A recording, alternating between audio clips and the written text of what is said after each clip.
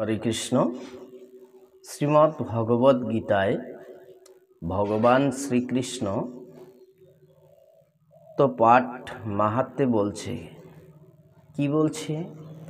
গীতা মে হৃদয়ং পার্থ, গীতা মে সারমুত্তমন, গীতা মে জ্ঞান মৃত্যু গ্রং, গীতা মে জ্ঞানম বয়ম, গীতা মে চোত্তমং স্থানং, গীতা মে পরমং পদম, গীতা মে পরমং গুজ্জং, গীতা মে পরম গুরু, গীতাশ্রয়ে হহং তিষ্ঠামি, গীতা মে পরমং গৃহম, গীতা জ্ঞানং সমাশ্রিত ত্রিলোকিং পালয়ম্মহম। তাহলে ভগবান এখানে বলছে যে কি,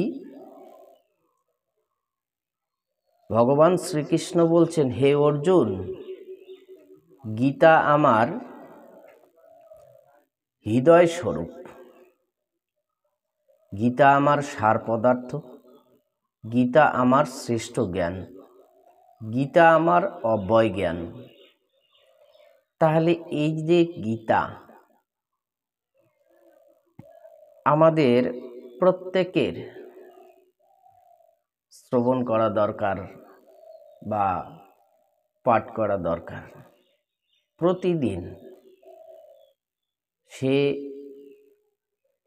সূচি অসুচির কথা নয়, যখনই একটা মানুষ গীতা পড়বে, ভগবানের চরণে ভক্তি করবে, তখনই সে মানুষটা নিজেকে সে শুদ্ধ হয়ে যায়। যার জন্য ভগবান বলছে যে গীতা আমার হৃদয় স্বরূপ, গীতা আমার সার পদার্থ। তাহলে এই গীতাকেই যদি মানুষ আশ্রয় করে, তাহলে মানুষ অবশ্যই পবিত্র হবে। গীতা আমার উত্তম স্থান, গীতা আমার পরম পদ, গীতা আমার পরম গুহ্য, গীতা আমার পরম গুরু, গীতার আশ্রয়ে আমি থাকি, গীতা আমার পরম গৃহ, গীতা জ্ঞান আশ্রয় করিয়া আমি ত্রিলোক পালন করি। কোন জ্ঞান? ভগবান বলছে গীতা জ্ঞানকে আশ্রয় করিয়া আমি ত্রিলোক পালন করি। ত্রিলোক মানে এই যে স্বর্গ, মর্ত্য, পাতাল, ত্রিভুবন ভগবান পালন করছে একটি জ্ঞানে, সেটা হচ্ছে গীতা জ্ঞান। আর সেই জ্ঞান তাহলে ভগবান প্রথমে বলছে এই গীতা জ্ঞানকে আগে তোমরা নাও। কেন? এই জ্ঞান যতক্ষণ মানুষের ভিতরে প্রবেশ না করছে, ততক্ষণ পর্যন্ত একটা মানুষ শুদ্ধ হতে পারে না। এই যে গীতা জ্ঞানটাই আমাদের সর্বপ্রথম দরকার। তাহলে এই গীতা, ভগবান বলছে গীতা আমার পরম ব্রহ্মরূপিণী শ্রেষ্ঠ বিদ্যা, এ বিষয়ে কোনো সন্দেহ নাই। তাহলে গীতার বিষয়ে ভগবান নিজেই বলছে কোনো সন্দেহ নেই। তোমরা এই গীতাকে আশ্রয় করে, তোমরা এই গীতার কথাগুলো শ্রবণ করে মানব জীবনে চলার চেষ্টা করো। কিন্তু আমরা অনেক সময় নষ্ট করি অনেক কাজে, কিন্তু আমরা ভগবানের কথা শ্রবণ করি না বা সেখানে আমরা সময় দিই না। যার জন্য আমরা বিপদের ঘাড়েই পা দিই। দিন অন্তে আমাদের অনেক সময় নষ্ট হয়ে যায়। ঘুম থেকে উঠে আমরা বিভিন্ন ধরনের গ্রাম্য কথা, বিভিন্ন ধরনের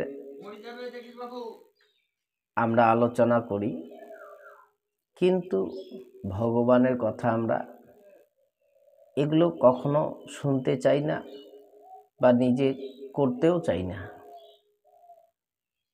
ইচ্ছে করলেই অনেক কিছু করা যায়, সব কিছু হচ্ছে নিজেকে চেষ্টা রাখতে হবে, চেষ্টার গুণেই অনেক কিছু সম্ভব, তা না হলে জোর করে কিছু হয় না। হরে কৃষ্ণ। তাহলে এইভাবে আমরা যদি ভগবানের কথাগুলো শ্রবণ করি, অবশ্যই আমাদের মানব জীবনটা ধন্য হবে। রাধে রাধে।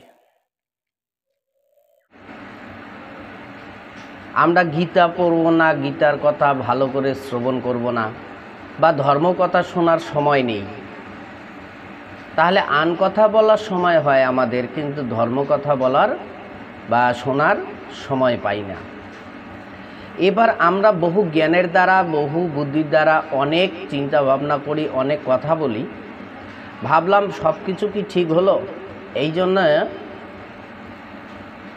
একটা কথায় বলছে, প্রকৃতপক্ষে ঠিক হচ্ছে কি না, যে শাস্ত্রসম্মত আছে কি না, ভগবান অনুমোদন করেছে কি না আমার কথাগুলোর মধ্যে, সেই কথাগুলো চিন্তা করতে হয়।